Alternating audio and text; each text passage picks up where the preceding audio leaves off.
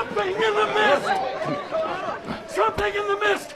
Cook John Lee! Hey everyone, welcome to the channel. This is James, and in this video, let's talk about the 2007 movie, The Mist. Directed by Frank Darabont, it's a gripping adaptation of Stephen King's novella that takes audiences on a relentless journey through fear, suspense, and the unknown. Yes, this is a The Walking Dead review discussion channel, and this movie does have a whole bunch of ties to The Walking Dead, possibly more ties than any other thing out there as far as the director and the actors. And I will get to that here in just a little bit.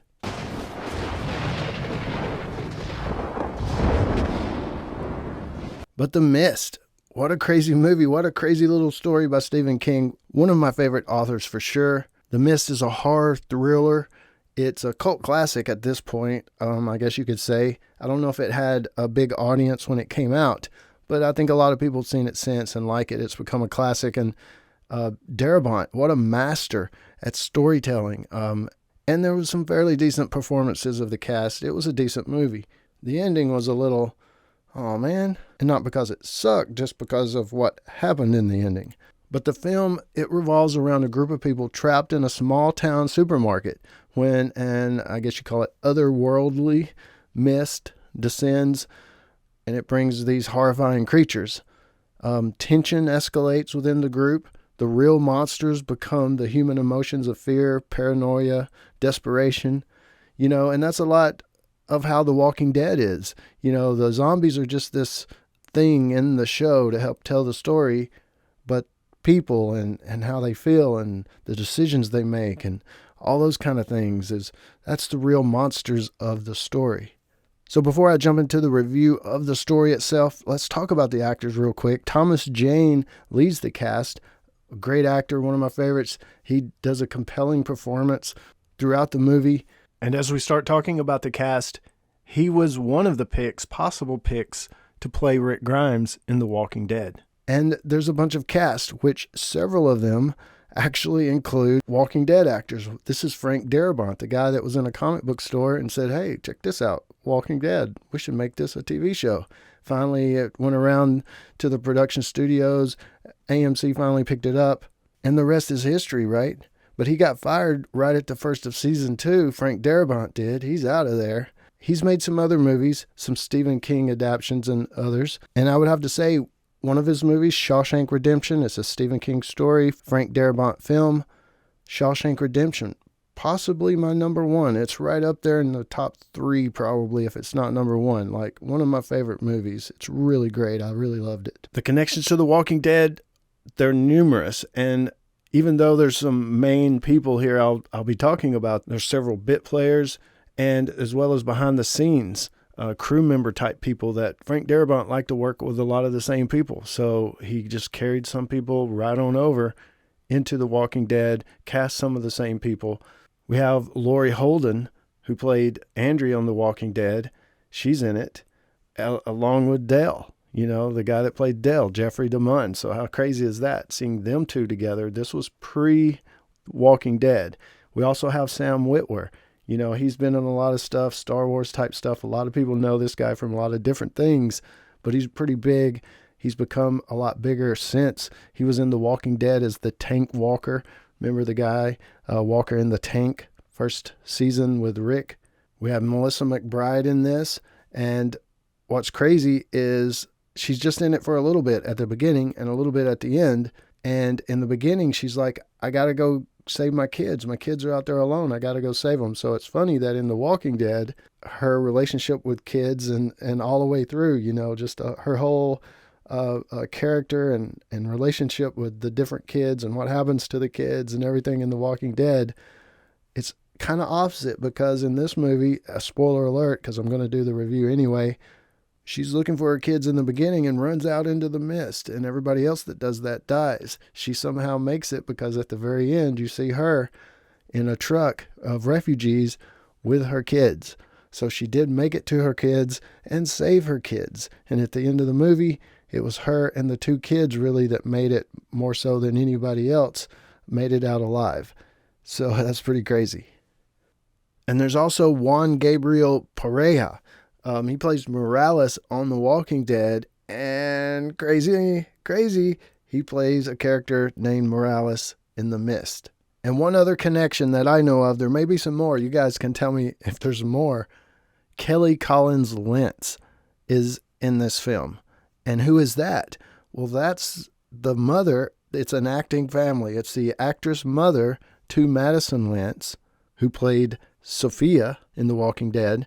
And of course, Madison's two brothers also played in The Walking Dead. The younger brother played a young Henry, and the older brother played an older Henry after a time jump. But The Mist, did you see the movie? What'd you think about it? I thought it was pretty good overall. It was intense at times, and Darabont, I think, is able to do that, create this sense of claustrophobia and intensity. The mist itself becomes a character. It shrouds the town, and everything in this cloak of uncertainty, you could say. You don't know what it is, until one of the soldier characters in the film tells you, you don't really know exactly what's going on.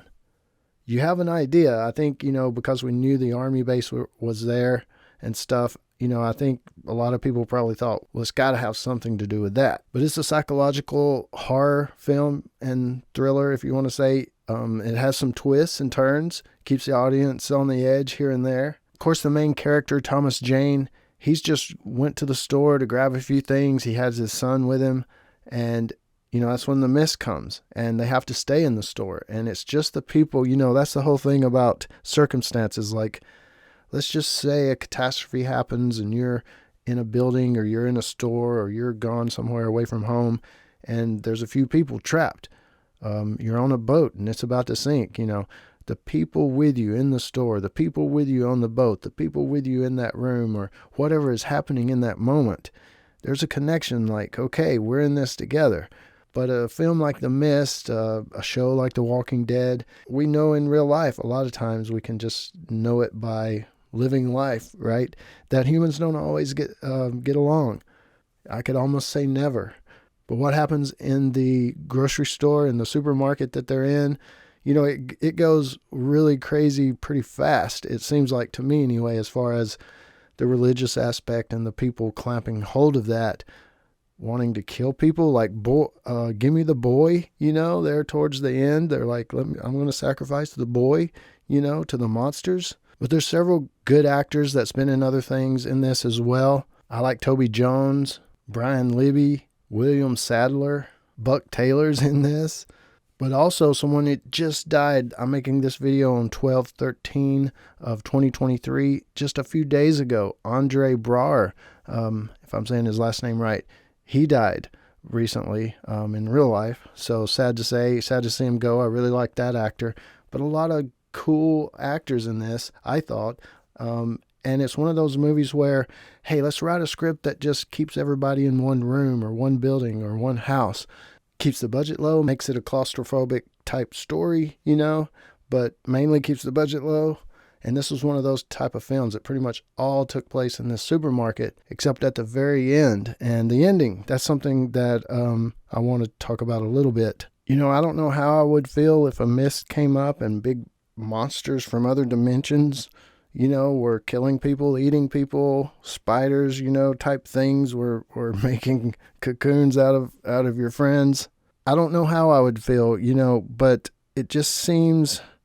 I don't know, they were hearing the noises, so they thought the monsters were coming when they ran out of gas right there at the end.